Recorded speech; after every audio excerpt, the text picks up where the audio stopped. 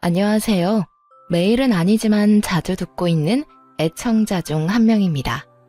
날씨가 덥더니 어느새 가을이 와서 하늘이 너무 예쁜 요즘이죠. 하늘 보셨어요? 올려다보는 하늘과 높은 곳에서 보는 하늘은 느낌 자체가 다르더라고요. 날이 좋아 가족들과 등산을 하러 갔는데 올라가는 건 힘들었지만 정상에 서니 그 해방감이 이루 말할 수가 없었습니다. 그러면서 제가 살아온 지난 날들이 떠올랐어요. 누구에게나 각자만의 힘듦이 있고 사연이 있는 거지만 사람 마음 변하는 건 한순간이더군요. 물론 저도 잘했다고는 할 수 없겠죠. 사람 말은 양쪽 이야기를 다 들어봐야 한다고 하잖아요.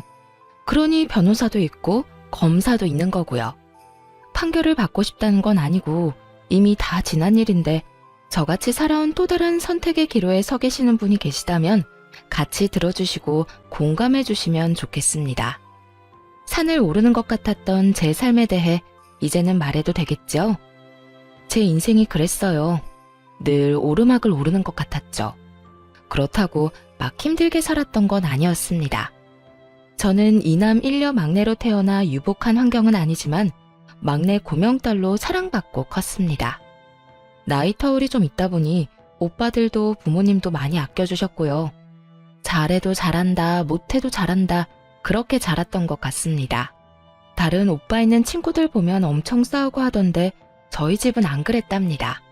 한참 클 나이라 먹고 싶은 것도 하고 싶은 것도 많았을 오빠들은 뭐든 저부터 챙겨줬죠. 덕분에 부모님이 마음 놓고 맞벌이로 일도 다니시고 오빠들은 대학까지 다 갔었고요. 하지만 두 분 벌이로 비싼 등록금을 감당하기엔 벅찼던 것 같아요. 그렇다고 공부 잘하는 오빠들 등록금을 안 내줄 수도 없는 노릇이었죠. 큰오빠는 법대로 진학해서 검사가 되는 목표가 있었고요. 작은 오빠는 아직 꿈은 없었지만 뭐든 열심히 하는 사람이었습니다. 둘 다 공부를 잘하는 건 저희 집에서 당연한 일이었고요. 어느 날 큰오빠가 제대를 해서 복학을 하고 둘째 오빠가 대학교 입학을 앞두고 있던 날이었어요. 엄마의 한숨이 늘어나는 걸 봤습니다. 한숨 쉬다 저랑 눈이 마주치며 웃어주시는데 제가 모를 거라 생각하셨던 것 같습니다. 저도 그땐 이미 고등학교 진학을 어디로 할지 정할 시기라 그만큼 머리가 컸는데도 말이죠. 막내는 나이가 60을 먹어도 막내라는 말이 맞나 봅니다. 아마 그랬던 것 같습니다. 공부를 잘하긴 했는데 조금 경쟁률이 높은 과를 지원해서 전액 장학금을 받지는 못했고 작은 오빠는 그냥 바로 자원 입대를 하려고 하더군요. 당연히 부모님이 말리셨죠. 공부도 다 때가 있는 건데 놓치면 안 되는 거라고. 걱정하지 말고 공부나 하라고 하셨습니다. 그때 사회 분위기가 남자들은 무조건 대학을 가야 하는 분위기였습니다. 학자금 대출을 알아보러 다니시는 부모님 모습이 너무 밟혔어요. 어서 빨리 돈을 벌어 도움을 드리고 싶기도 했죠. 그 뒤 오빠들은 장학금을 놓치지 않고 학교를 다녔습니다. 그럼에도 불구하고 어머니의 한숨이 뇌리에 박혔던 탓일까요? 저는 상고로 진학하기로 결심했습니다. 저도 공부 잘하는 오빠들 덕분에 공부를 못하는 편은 아니었어요. 나름 학교에서도 상위권이라 선생님들은 당연히 제가 인문계로 진학할 거라고 찰떡같이 믿고 계셨고 아마 부모님도 다른 생각은 안 하셨던 것 같아요. 바쁘신 엄마가 처음으로 학교에 오셔야 했는데 항상 일하시느라 운동회도 못 오시던 분이었거든요. 그게 또 선생님에게 안 좋은 소리를 들으셔서 제 마음이 너무 아팠습니다. 어머니, 공부를 잘하는데 왜 상고를 가려고 하는지 모르겠네요. 집안이 많이 어려우세요? 네? 저희 미정이가 상고를요? 네, 무슨 생각으로 저러는 건지 모르지만 요즘은 여자들도 인문계 가야 대학도 가고 하고 싶은 거 하고 살지 않겠습니까? 좀 설득 좀 해봐 주세요. 미정아, 상고는 왜 가려고 그래? 누가 상고 가라고 했어? 엄마, 나 공부 잘하는 거 알잖아. 오빠들 때문에 이 정도 하는 거지. 인문계는 왜 가는 건데? 대학 가려고 가는 거잖아. 난 대학 안 갈 건데 굳이 인문계 갈 필요가 없잖아. 며칠 동안 오빠들부터 아빠까지 저를 설득하려고 애썼지만 제가 한번 고집 피우면 절대 꺾지 않는다는 걸 모두 잘 알고 있었습니다. 그렇게 저는 상고로 진학했고 장학금을 받으며 다녔어요. 성적도 물론 좋았고요. 덕분에 남들보다 빨리 취업 전선에 뛰어들 수 있었는데 내가 목표로 했던 은행은 근처에도 못 갔지만 말입니다. 이것은 참 세상은 인맥으로 돌아간다고 내정받은 건 저였는데 무슨 연줄이 있는 건지 학교 오는 둥 마는 둥 하는 아이가 선발됐다고 하더군요. 그때 좀 힘들었죠. 세상이 다 밉게 보이고 그래도 어쩌겠어요. 바뀌는 건 없더라는 겁니다. 저는 은행 대신 제법 큰 공장 회계과에 들어가게 되었습니다. 은행도 아니고 뭐 힘들게야 하겠냐고 주판만 두드리고 서류 정리만 잘하면 된다고 들었거든요. 주판이 어떻게 생겼는지 내 책상은 어디 있는지 전 계산은커녕 매일매일 청소만 하다 왔어요. 선배들이 자기 빨래까지 가져다 놓은 것도 분말 없이 빨아야 했고요. 그 시절 따뜻한 물이 나오는 건물이 어디 있었나요? 호텔에서나 나왔겠지. 추운 겨울엔 얼어붙은 손을 호호 불면서 빨래를 해야 했습니다. 집안일이라고는 해본 적이 없었던 저는 손빨래가 그렇게 힘이 들었습니다. 요령이 너무 없었던 거죠. 빨래하고 들어오면 손이 얼어 타자를 칠 수가 없어 사무실 일은 더 못했고 그러다 보면 일 느리다고 구박받고 계속 그런 일상의 도돌이표였습니다. 심부름도 한 번에 시키는 법 없이 다녀오면 다른 사람이 불러서 또 시키고 뭐 그런 식이었답니다. 그러니 일을 제대로 배울 수 있는 환경이 못 되었던 거죠. 요즘 같으면 바로 신고감인데 저희 때는 신고가 어디 있겠습니까? 그냥 다녀야 했습니다. 좀 지나니까 이골이 나기도 하고 오기가 나서 어디 두고 봐라 하는 마음에 제일 먼저 출근해서 청소해놓고 얼어있는 손 녹여서 일하고 선배들이 일 시키기 전에 미리미리 예상해서 다 해놓고 마지막까지 정리 다 하고 퇴근하길 반복했어요. 인생의 암흑기를 말하라고 하면 딱 그때라고 말할 수 있을 정도였습니다. 하지만 어둠이 계속되는 법은 없잖아요. 점점 해가 뜨기 시작했습니다. 그러다 보니 서류 업무도 조금씩 저에게 돌아오더라고요. 아시다시피 전 청소보다는 공부 쪽이 체질에 맞는 사람이라 전 제자리를 찾은 사람 마냥 업무 처리를 거침없이 해나갈 수 있었습니다. 언제 또 청소를 빨래를 시킬까 싶어 얼른 업무를 처리해 나갔죠. 물론 배울 것도 많았지만 크게 실수하는 일 없이 빠른 속도로 처리하다 보니 선배들이 너도 나도 할 것 없이 저에게 일을 주더라고요. 어느새 반대로 선배들이 저에게 일을 맡기기 위해 제 일을 덜어주는 상황이 발생하게 되었고 이런 제가 입소문이 난 건지 비서실로 발령이 나는 일이 벌어졌습니다. 이제 입사한 지 얼마 안 된 제가 비서실까지 가는 건 좀 눈치가 보여 처음엔 가지 않겠다고 했습니다. 사실 제가 가도 되는 곳인지도 알 수 없었고 여기보다 더한 곳이라는 소문에 두려웠거든요. 선배들을 다 제치고 이제 막 20살 갓 넘은 제가 비서실이라니 말이 안 된다 생각했습니다. 월급도 처우도 확연히 달랐기 때문에 서로 가려고 하던 자리였습니다. 그런데 정말 발령이 나버린 겁니다. 제 의사와는 상관없이 발령이 나서 묵묵히 책상을 정리하는데 선배들이 다가오더군요. 해코지할까봐 얼마나 놀랐는지 여자들의 시기 질투 원망이 얼마나 무서운지 직접 느껴본 저는 그저 무서움에 떨어야 했습니다. 그런데 아니었어요. 선배들은 진심으로 절 축하해 주셨어요. 미정아, 여기보다 더 힘들 거야. 열심히 해야 해. 우리 얼굴에 먹칠하지 말고. 알았지? 그래. 그래도 너라면 잘할 거야. 힘들 땐 놀러와. 우리가 비서실 애들 욕 다 들어줄게. 밉상 같던 선배들이 격려해주고 축하해주니 눈물이 다 나더군요. 남자들만 우정이 있는 게 아니죠. 여자들 우정도 만만찮아요.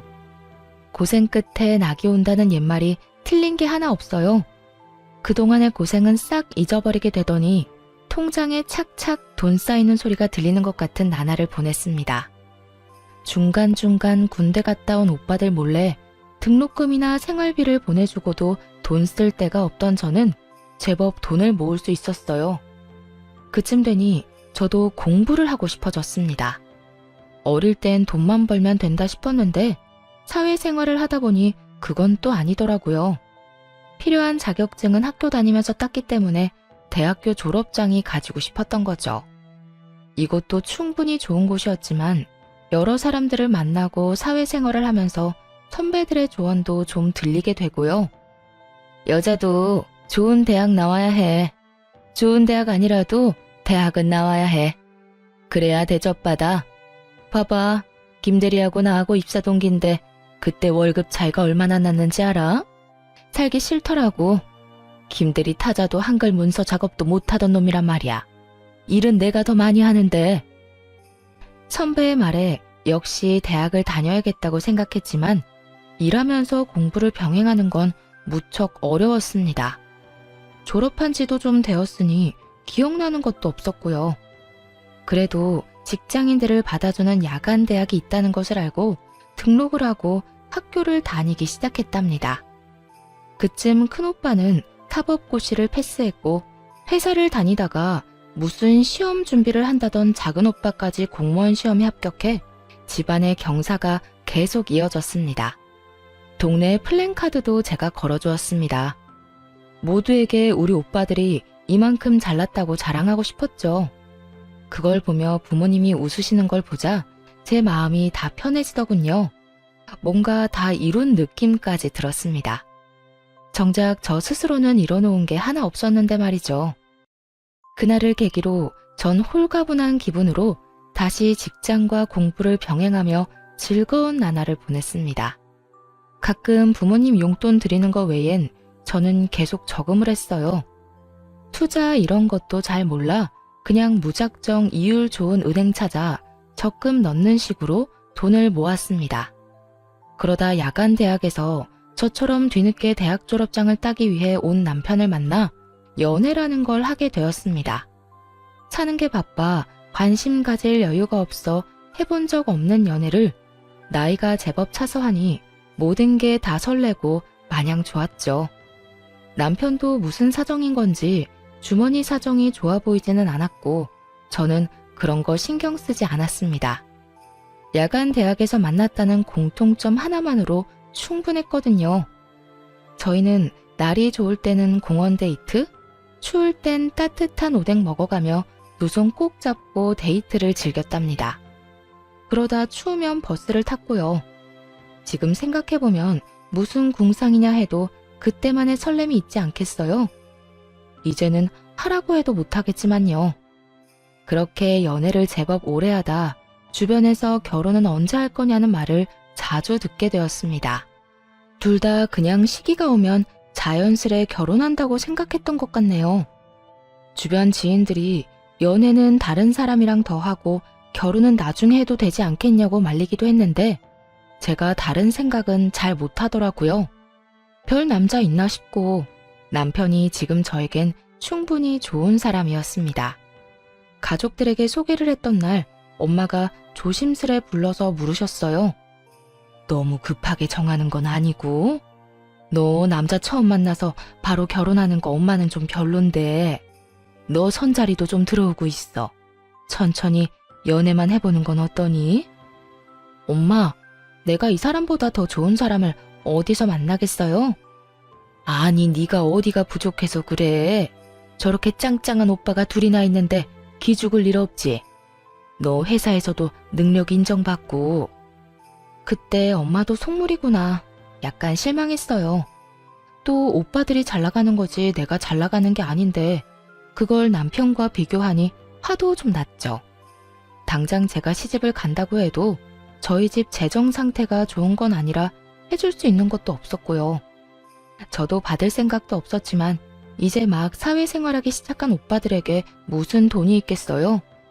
또 오빠 공부 뒷바라지에 부모님이 가진 것도 뻔히 제가 다 아는데 못된 말로 엄마 속을 좀 후벼 파고 남편과의 결혼을 추진했습니다. 엄마, 나 냉장고라도 하나 사줄 수 있어? 없잖아. 그냥 내가 알아서 갈 테니까 반대만 하지 말아줘. 양가 집안의 양해를 구하고 혼수 예물 아무것도 하지 않았습니다. 그래도 너무 빈손인 건 정말 아닌 것 같아 시부모님 옷 한 벌씩은 해드리라고 남편에게 봉투를 주긴 했습니다. 그게 많이 부족하다고 생각하신 건지 시부모님 얼굴이 썩 나를 반기지는 않으셨어요. 살면서 잘해드리면 되지 싶어 저는 크게 신경 쓰지 않기로 했습니다. 형편에 맞게 살아야 한다는 게 제 생각이었고 남편도 이해해주던 부분이었거든요. 제가 모았던 돈에 신랑 돈 보태서 작은 원룸에서 신혼생활을 시작했습니다. 신랑이 제 말에 잘 따라주는 편이었기 때문에 월급의 70%는 적금을 넣었고 혼자 벌다 둘이서 모으기 시작하니 생각보다 돈이 빨리 불어났습니다. 그런데 고지를 코앞에 두고 저희에게 아이가 생겼어요. 너무 예쁘고 사랑스러워 일 같은 건 생각도 나지 않더라고요. 지금을 놓치면 아이 크는 걸 못 볼 것 같다는 생각에 저는 저축을 조금 미루기로 했습니다. 집에서 아이를 돌보는 게 제 일이라 생각했고 그래서 일을 그만둔 거였죠. 저희 부모님도 소소하게 일을 하고 계셨고 시부모님들도 마찬가지셨어요. 아이를 봐줄 사람이 없었기 때문에 차선책이 없기도 했습니다. 아이가 생기니 저의 집에 대한 열망은 더 커졌어요. 아이가 크면 자기 방은 하나 줘야 하지 않겠나 하는 마음에 더 악착같이 아끼며 어떻게 보면 궁상맞게 살았던 것도 같습니다. 저는 옷이 계절별로 2벌이면 좋겠고요. 옷을 언제 사본지 기억나지 않을 정도였죠. 화장품은 처녀 때 쓰던 거 그대로 화장대 위에 있었습니다. 뚜껑 열 필요도 못 느끼겠더군요.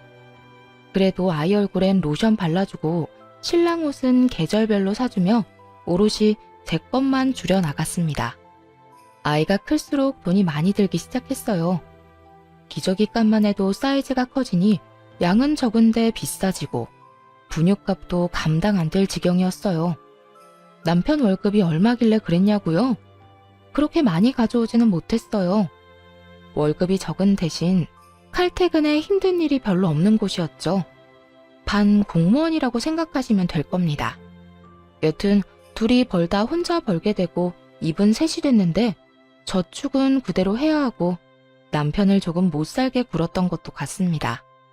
먹는 것도 그냥 반찬 하나에 밥, 국 정도면 먹는 저와 달리 남편은 안 먹어도 한 상 차려 먹는 걸 좋아하는 편이었으니 얼마나 맵기가 불만이었을까요?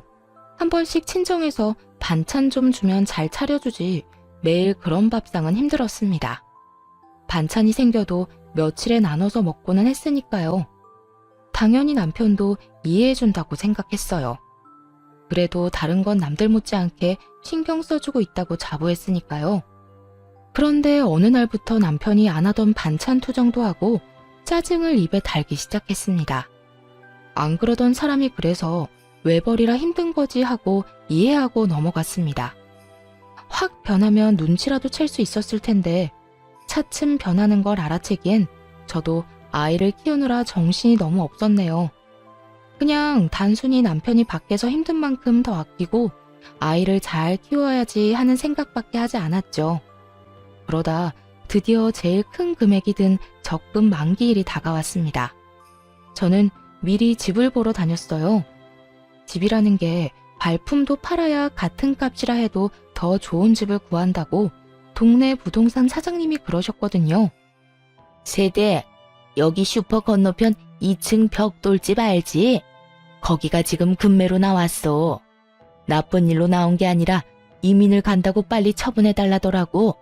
생각 있으면 보러 와. 여러 군데 집을 보러 다니다가 괜찮은 집이 급매로 나왔다는 연락을 받고 보러 갔더니 정말 마음에 딱 드는 그런 집이었습니다. 그 집을 보는 순간 저는 이미 머릿속으로 인테리어도 끝내고 이사날을 언제로 하면 될까 생각 중이었다니까요. 저녁에 남편이 오기만을 기다렸다가 집 이야기를 꺼내자 남편 반응이 좋지 않았습니다. 집? 집을 꼭 지금 사야 해? 지금 부동산 분위기도 안 좋은데 더 기다렸다가 사도 괜찮지 않을까? 그럼 언제 사? 적금 만기됐고 대출 조금만 받으면 살 수 있는데 급매로 나온 거라 금방 나갈 거란 말이야. 이 가격에 그 집 못 산다고. 됐어. 집은 다음에 사. 부부 회의는 결렬되고 말았습니다. 저희는 싸움 아닌 싸움을 했고 남편은 그 길로 나가더니 들어오지 않았고요. 저는 남편은 차차 설득하면 된다고 생각하고 일단 계약금을 걸기 위해 은행을 찾아갔습니다. 그런데 이게 무슨 일인가요? 만기 통장에서 찾을 수 있는 돈은 없었습니다. 대체 무슨 일이 일어난 건지 처음엔 도통 알 수 없었습니다. 내 명의 통장을 누가 건드릴 수 있다는 말인지, 요즘은 신원 확인도 잘해서 본인 아니면 통장 거래도 안 된다고 알고 있었는데 말이죠. 사모님, 2달 전에 온라인으로 해지 신청하시고 인터넷 뱅킹으로 이체하신 이력이 있으십니다. 모바일 OTP도 받으셨네요. 휴대폰 한번 보세요. 대체 누가 내 휴대폰에 은행 어플을 깔아 해지를 하고 이체를 했다는 건지 멍청하게 그때까지도 전 남편을 의심하지 않았습니다. 그냥 어떻게 그게 가능하지? 라고 바보 같은 생각만 했죠. 저기 이체된 계좌주 명이 땡땡땡입니다. 바로 남편이었죠. 하늘이 무너지는 것 같았습니다. 돈을 떠나서 믿었던 사람에게 배신당한 느낌에 정신을 차릴 수가 없었습니다. 남편은 내가 모를 거라 생각했던 걸까, 내가 그렇게 바보 같았나 싶었습니다. 몰라서 안 한 게 아니라 돈 거래를 할 일이 없어 인터넷 뱅킹도 일부러 깔아두지 않았는데 이게 독이 될 줄이야 누가 알았겠어요. 은행에서 돌아오는 길이 천리말리길 같았습니다. 유치원을 다녀온 아이를 보자 덜컥 눈물부터 나더군요.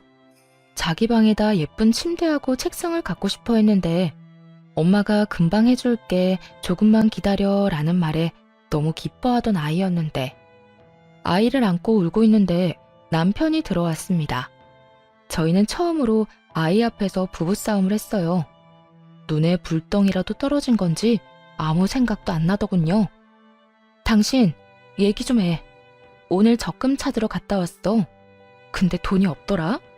나 빈 통장만 들고 되돌아왔다고. 1,000만 원도 아니고 억 단위 돈을 어디다 썼어? 왜 말도 없이 뺀 거야? 걱정하지 마. 투자 좀 했어. 당신 창기 알지? 그 친구 사업 대박나서 이번에 확장하는 건데 거기 투자한 거야. 곧 100배로 불려줄게. 더 크고 좋은 집으로 이사가자. 알겠지? 100배라는 말을 믿을 수 있어? 그러다 잘못되면 투자 아무나 하는 거 아니야. 아무나? 내가 아무나야? 막말로 그 돈 내 월급도 들어갔잖아. 공동재산인데 내가 쓰면 안 되는 거야? 그 말이 아니고 상의를 먼저 하고 했어야지. 그렇게 마음대로 써버리면, 그러다 잘못되면 나한테 뭐라고 하려고 그랬던 건데? 잘못될 일 없어. 창기가 그럴 일 없다고 했어. 확실하다고 했다고. 당신이 집에서 살림만 해서 사회 돌아가는 걸 몰라서 그래. 신재생 에너지가 뭔지는 알아? 모르잖아. 모르면 그냥 가만히 있어. 초조한 나날을 보내다 결국 사단이 나고야 말았습니다. 남편은 공황장애가 온 사람처럼 불안해하며 이상한 증상을 보이더니 회사도 가지 않는 것 같았습니다. 그러다 어느 날 통화를 하더니 욕을 하고는 폰을 집어 던지더군요. 느낌이 왔죠. 아, 잘못됐구나. 100배 넘는 수익이라니요. 그건 다단계였습니다. 처음엔 수익이 통장에 짱짱하게 찍혀 사람 속이기 딱 좋죠. 그걸 보고 창기라는 남편 친구가 속아서 시작을 하고, 친구를 찰떡같이 믿은 남편은 제대로 알아보지도 않고 투자를 한 거였죠. 공중에서 돈다발이라도 뿌려봤으면 덜 억울했을지도 모릅니다. 한참 오르막을 오르다 정상에 다 왔다 했더니 더 가파른 길이 나타난 겁니다. 아니, 절벽이 나타난 거죠. 남편은 몇 날 며칠 술만 마셨어요. 저러다 급성 간경화로 죽는 건 아닐까 걱정될 정도였습니다. 미우나 고우나 제 남편 아니겠어요? 저는 다시 시작한다는 기분으로 남편을 다독였어요. 다시는 이러지 마. 사라진 돈 그냥 없었던 돈이라 생각하고 다시 모으자. 그러니 정신 좀 차리고 당분간 집에서 좀 쉬어. 남편도 면목이 없었던 건지 조용히 받아들이더군요. 이미 회사에서도 잘린 상태였고 일할 의지도 없어 보여 제가 일자리를 알아볼 수밖에 없었습니다. 돈복은 없어도 일복은 있는지 마침 연락해본 직장 선배에게서 자리가 났다는 소식을 듣게 되었죠. 몇 년의 공백이 있었지만 저를 기억하고 있는 분들은 많았어요. 복귀한다고 하니 반겨주셔서 너무 감사했습니다. 그렇게 저는 남편 대신 한 가정의 가장이 되는 길을 택했어요. 남편이 그렇게 되기 전만 해도 성실히 일해온 건 분명한 사실이니까요. 남편에게도 휴가를 주는 거였죠. 그런데 남편은 저에게 받는 용돈이 아무래도 부족했던 건지 저 몰래 오빠들을 찾아가거나 친정엄마를 찾아가서 손을 벌리는 한심한 사람이 되어버렸습니다. 하지만 모른 척 기다렸어요. 전 아이 아빠를 믿었거든요. 다시 일어설 거라고. 외벌이는 힘들었지만 역시 직장 생활은 저의 삶에 활기를 불러일으켜 주었습니다. 힘든 일은 금방 잊어버리게 되더군요. 그러다 친정엄마가 점심때 회사로 찾아오셨어요. 경희 아줌마 알지? 저번에 그 아줌마 따라 경매에 가봤거든. 다들 하나씩 적어내길래 그냥 한번 적어냈는데 내가 낙찰받았지 뭐냐? 무려 서울에 있는 50평대 아파트였습니다. 무슨 사연으로 경매에 나온 건지 모르지만 엄마가 낙찰받은 가격도 그렇게 낮은 금액도 아니었죠. 저에게 돈을 달라고 오신 건가? 드릴 돈이 없는데 괜한 걱정부터 들었습니다. 저희 집이 이렇게 된 걸 엄마는 모르셨거든요. 엄마가 돈이 어디 있어서. 네 오빠들도 일하니까 돈 금방 모이더라. 내 새끼들이 다 착하지 않냐? 너도 그렇고 벌어서 나 갖다 주잖아. 이 나이 먹고 이제 돈 쓸 데도 없고 해서 그냥 한번 해본 건데 그네한테 물어보니 괜찮은 거라고 낙찰 받으라 해서 받았어. 그리고 너 시집 갈 때 집에 돈이 너무 없어서 아무것도 못 해준 거 엄마가 마음이 안 좋았는데 그래서 말이야. 이거 너 해라. 엄마. 네가 그동안 하고 싶은 거 못하고 모은 돈 다 우리한테 쓴 거 알아. 그거의 10분의 1도 안 되겠지만 이거라도 해서 시댁에서 어깨 펴고 살으렴. 엄마가 그렇게 말하는 이유가 있었어요. 사실 무슨 피해의식인지 없이 살수록 없는 사람을 더 업신여긴다는 거 여러분은 느껴본 적 있나요? 전 우리 남편 집을 보면서 그걸 딱 느꼈습니다. 그래서 결혼할 때 혼수나 예물을 무리해서 해가나 봅니다. 제가 너무 아무것도 없이 시집을 가다 보니 남편 집에서 은근히 저희 집을 무시하긴 했거든요. 굳이 비교를 하자면 저희 친정이 훨씬 나은 집이었는데 많은 무시를 당한 게 사실이었습니다. 엄마는 다 알고 계셨나 봐요. 임신하며 공부도 중단해 결국 졸업장은 따지도 못했으니 난 고졸이고 남편은 졸업장을 따서 대졸이었죠. 그런 걸로도 사람을 무시하더라고요. 당신 아들이 돈 날려먹은 건 신경도 안 쓰고 오빠들은? 오빠들도 결혼할 때 필요하잖아. 오빠나 주지 왜 나를 줘? 그네가 돈 보탰어. 너 주라고 먼저 얘기하더라. 너한테 투자해야 내가 늙어서 편할 거래. 너무 감동해서 눈물이 앞을 가리더군요. 이사갈 준비에 마음이 들떠 있을 때였어요. 남편에게 서프라이즈로 놀래켜줄 마음으로 아무 말 안 했고요. 30평도 크다 했는데 50평이라니 생각지도 못한 평수에 아이방 하나, 부부방 하나, 손님방 하나 해도 방이 남아돌고 시부모님을 모실까 생각 중이었는데 남편이 갑자기 이혼을 하자며 이혼 서류를 내밀더군요. 당신 같은 짠순이랑 사는 거 이제 더는 못 해먹겠어. 여자가 어디 꾸미는 구석이라도 있어야 예쁘게 봐주기라도 하지. 화장은 하고 다녀? 회사에서 그러고 다니면 안 잘려? 그 옷은 유니폼이야? 맨날 똑같은 옷 입고 나가고. 당신 무슨 소리야? 갑자기 왜 그래? 말 나온 김에 그냥 정리하자. 나 만나는 사람 있어. 애는 네가 데려가. 내가 혼자 벌어서 그동안 고생한 거 알지? 나도 더 늦기 전에 남들처럼 살아보고 싶다. 그러니까 그냥 이혼하자. 갑자기 왜 이러는지 모르겠어. 무슨 일 있어? 막말로 네가 우리 집에 잘하기를 했냐? 나한테 해준 게 뭐 있어? 맨날 돈돈거리며 통장이나 끼고 살았지. 나한테 관심이나 있었어? 여보, 그거야. 우리 잘 살아보려고 집 한 채 가지고 있으면 당신도 부담 줄고 집 담보 잡아서 사업이라도 할 수 있는 건데 그러려고 아둥바둥한 걸 그렇게 말하면 난 어떡하라고. 그러니까 난 이제 그런 거 신물이 나니까 너 혼자 하라고. 아니면 마음 맞는 사람 찾아서 둘이 해보던지. 같이 고생해서 왜 그래. 며칠 전에 엄마가 서울에 50평대 아파트 경매로 낙찰받아서 나 주셨어. 계약서 받으면 당신한테 말해주려고 한 건데 거기 위치도 너무 좋고 학군도 좋아서 다른 데 이사 갈 필요도 없어. 평생 쭉 살면 되고 방도 많아서 당신 부모님 같이 모시고 살자. 그래? 그럼 그거 그냥 다시 팔아서 재산 분할하고 너는 너, 나는 나 이렇게 따로 새삼 살자. 여보, 내가 더 잘할게. 이제 고생 끝났는데 그렇게 말하지 말고 어머님 아버님에게도 더 잘할게. 그동안 섭섭한 게 있으면 다 말해. 다 고쳐볼게. 하지만 남편은 막무가내였어요. 어떤 말을 해도 들어주지 않았고 저는 시부모님을 찾아갔죠.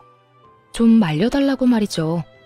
하지만 오히려 시부모님이 빨리 도장 안 찍어주냐며 저를 나무라셨어요.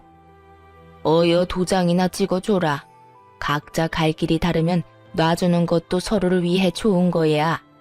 너도 너랑 끝맞는 사람 만나서 새 살림 차리면 되지 않겠니? 네? 어머니, 그게 무슨 말씀이세요? 네가 뭘 우리 집에 시집와서 기여한 게 있니? 그냥 혼인신고만 하고 산 거 나 좀 부끄러웠다. 내가 축의금 낸 것만 얼만데 그런 거 하나도 못 받고 예물도 없이. 어쨌든 빨리 해주려무나. 어머니, 그이 진짜 여자 생겨서 그러는 거예요? 믿을 수가 없어요. 바람핀 건 아니고 그냥 우리 애를 좋다고 쫓아다니는 여자가 하나 있어. 그 여자 집안이 좀 괜찮아 보이긴 하는구나. 제가 뭘 그렇게 잘못한 걸까 한참을 생각했습니다. 막말로 남편의 뭐가 좋다고 집안 좋은 여자가 따른다는 말인지 그것조차 위험하게 들렸습니다. 저는 그렇게 미움받을 짓 한 거 없고 그저 잘 살아보려고 할 수 있는 만큼 잘해드리려 했는데 그게 성에 안 차셨던가 봅니다. 저는 진심으로 슬펐습니다.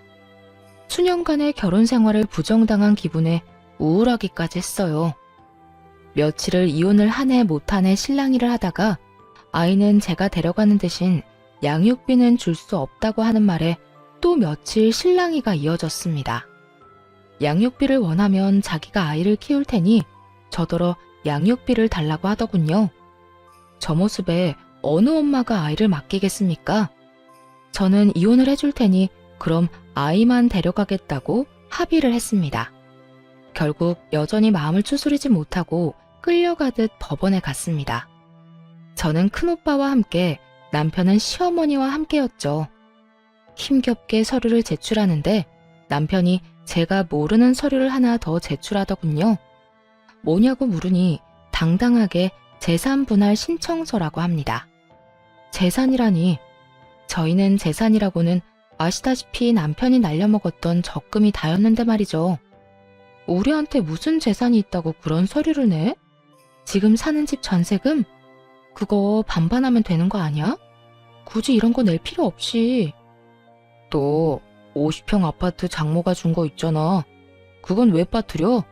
날 아주 호구로 하는구만. 아니 그건 엄마가 나한테 준 거지 당신 건 아니잖아. 당황해서 아무 말 못하고 있자 큰오빠가 나서서 증여재산에 대해 차분하게 설명해 주었습니다. 자네 그때 내 동생 데려갈 때 뭐라고 했어? 손에 무릎 묻혀도 마음만은 보듬고 살겠다고 했잖아. 이게 뭐야? 그리고 증여재산은 재산 분할에 해당이 안 되는 거 모르나? 모르면 변호사한테 물어보던가. 뭐? 그 아파트가 재산 분할에 해당 안 된다고? 나 그거 믿고 너 만나는 애인이랑 그거 팔아서 새 살림 차리라고 한 건데. 뭐야, 엄마. 엄마가 그냥 이혼하면 된다고 했잖아. 나 그럼 돈 한 푼도 못 받는 거야? 아유, 잘 좀 알아보지. 어떡하면 좋니? 너 가게 하나 해주면 새아가한테 아파트는 우리가 해준다고 했는데. 진짜? 엄마가 책임져요. 난 몰라. 잘못되면 다 엄마 탓이야. 지금껏 보고 살아온 사람이 맞는 건지 완전 다른 사람을 보는 것 같았습니다. 무엇에 홀려도 단단히 홀렸던 게 아닐까 했죠. 저런 사람을 남편이라고 받들고 살다니 제 자신이 한심하기 이루 말할 수 없었죠. 순식간에 콩깍지가 벗겨졌는지 정남이가 뚝 떨어졌습니다. 이혼 서류 제출만으로는 이혼이 바로 되지는 않더군요. 이혼되기까지는 꽤 긴 시간이 필요했습니다. 조정기간 이런 것도 필요했고요. 먼저 이혼을 요구한 남편은 아파트가 재산 분할이 안 된다고 하자 말을 바꿨습니다. 하지만 제가 이제 같이 살 마음이 없어진 지 오래였고요. 제가 끝까지 이혼하겠다 하니 갑자기 그럼 아이는 자기가 키우겠다 하더군요. 언제는 나보고 데려가라고 하더니 웃음밖에 안 나왔습니다. 결국 큰오빠의 도움으로 양육권도 제가 받아오고 양육비도 매달 50만 원씩 보내주는 걸로 이혼은 정리가 되었습니다. 엄마가 낙찰받아줬던 아파트는 딸과 둘이 살기엔 넓었기에 친정 부모님과 함께 살기로 했습니다. 저는 덕분에 멈췄던 공부도 다시 시작했고요. 다 엄마가 잘 봐주셔서 가능한 일이었습니다. 참 감사한 일이죠. 그 뒤로 전 남편은 어떻게 됐냐고요? 말도 마세요. 딱 1년 지나고 제가 사는 아파트로 찾아왔는데 1년 만에 보니 감회가 새롭고 그럴 줄 알았는데 지난번에 정남이 떨어진 거에 뭐 더 떨어질 게 있다고 완전히 사람으로 안 보이게 되었습니다. 여보, 우리 다시 합치자. 애도 아빠가 필요하잖아. 나 그 여자랑은 애초에 헤어졌어. 그때 잠깐 꼬셔서 넘어갔던 것뿐이야. 난 자기밖에 없는 거 잘 알잖아. 정말 한심해서 말도 안 나오더라고요. 말을 안 하고 있으니 내가 허락했다는 뜻으로 받아들인 건지 슬금슬금 안으로 들어오려는 거 체인을 딱 걸어 잠그고 소리쳤습니다. 누구신데 남의 집에 와서 이러세요? 잘못 찾아오신 거면 그냥 가시고요.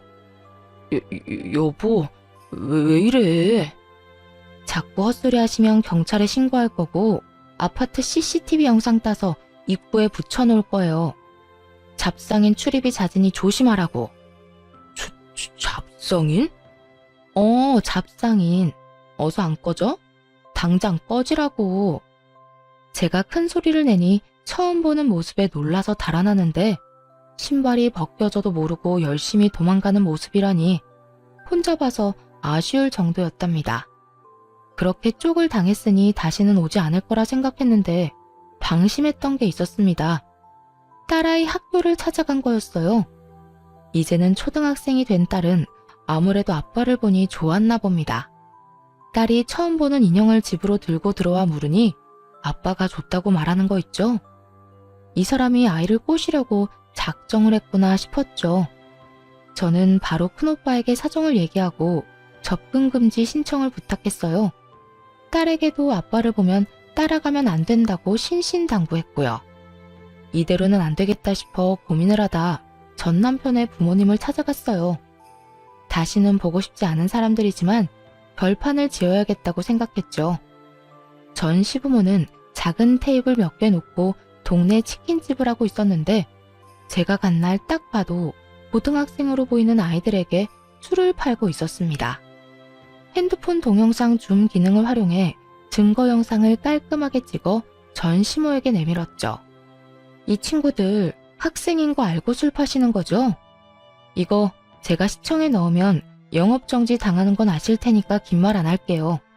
딸아이 근처에 얼씬도 하지 말라고 해주세요. 아니면 사람 심어서 계속 사진 찍어서 신고할 테니까. 아니야. 저 청년들 학교 안 다녀. 학교 안 다니면 미성년자 아닌 줄 아세요? 좀 알고 장사하세요. 저처럼 몰라서 뒤통수 맞지 마시고요. 설마 그럴 리가. 아니야. 민증 검사는 하셨나요? 안 하셨죠? 정상 참작도 안 되겠네요. 아이고, 이 나쁜 년. 무슨 심보로 그러는 거야? 무슨 심보요? 아줌마가 나한테 그런 말할 자격이 있으신가 모르겠네요. 해봐라, 해봐. 해볼 테면 해봐. 내가 가만히 있나 보자. 이게 끝인 걸로 아시면 안 되죠. 유통기한 지난 식품 나와도 끝인 거 아시죠? 점검기간 아니라도 신고하면 출동해요. 못된 년.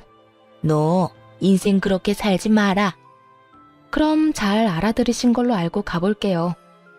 천하의 못된 여자 연기해보니 너무 시원했습니다. 허탈하기도 했고요. 이제 다시 찾아오는 일은 없을 거라 생각하고 싶어요. 다음날 모르는 번호로 연락이 왔습니다. 바로 전 남편이었습니다. 만나자고 하는 걸 싫다고 하니 그럼 전화통화 잠깐만 하자고 해서 그러자 했더니 구구절절 사연을 읊더군요. 전 귀등으로도 듣지 않았어요. 전 같이 사는 동안 함께 잘 살아보고자 최선을 다했고 최선을 다한 결과가 배신이었으니 그럴만하다고 생각했습니다. 그러니 전혀 아쉬운 게 없었죠. 진짜 다시 기회 줄 수는 없는 거야? 나 당신하고 열심히 살았잖아. 우리 딸은 나 보고 싶어 하잖아. 딸만큼은 만나게 해줘야지. 내가 이혼할 때 당신이 나보고 키우라고 해서 딸한테 아빠는 자식 같은 거 안 키운다고 했다고 다 말했어. 그러니 신경 쓰지 마. 그럼 우리 엄마 가게 신고하지 말아줘. 부탁이야. 당신 하라는 대로 할 테니까. 나 분명히 말했는데. 당신이 또 찾아오면 시청이든 경찰서든 신고할 테니까 각오하시라고. 나 얼마든지 할 수 있는 거 알지? 알지. 형님들이 어떤 분이신데. 응, 알면 됐어. 그러니까 이제 다시는 연락하지 말고 당신 뜻대로 나 같은 구질구질한 사람 찾지 말고 좋은 사람 찾아서 행복하게 살기를 바랄게. 그 이후 남편은 정말 땅으로 꺼진 사람처럼 사라졌습니다. 연결된 사람들이 있어 가끔 소식이라도 들려왔는데 한동안 들리는 소식이 너무 없어 궁금해지기까지 하더군요. 어딘가 잘 살고 있겠지 하고 생각하려고요. 그리고 저는 직장과 학교를 병행하며 열심히 살고 있습니다. 지금 졸업을 앞두고 졸업 논문을 쓰다가 쉴 겸 사연을 쓰다가 길어져 버렸네요. 여기저기서 남자 소개시켜준다고 하는데 아직은 혼자가 좋습니다. 아마 계속 혼자일 것 같습니다. 안 해본 일이 많아 하나씩 일어나가는 쾌감에 요즘 사는 재미가 너무 좋네요. 집에 대한 갈망 때문인지 부동산 공인중개 자격증도 도전해 보려고 합니다. 제 인생은 지금 산 어디쯤인 걸까요? 다시 정상을 올라가고 있는 중일까요? 여러 봉우리 중 이제 막 하나를 넘은 건 아닐까 합니다. 산에 오르려면 오르막을 올라야 하고 결국 내리막을 내려와야 집으로 갈 수 있듯이 욕심 안 부리면 힘든 일도 금방 지나가는 것 같습니다. 이거 들으시는 여러분도 힘든 일만 생각하지 마시고 뒤도 돌아보고 옆 사람도 가끔 의심하면서 인생 즐기면서 사시면 좋겠습니다. 그러다 가끔 산에 가셔서 깨끗한 공기 마시면서 기분 전환해 보시는 것도 추천드리고요. 긴 이야기 들어주셔서 감사드립니다. 일교차 심한데 감기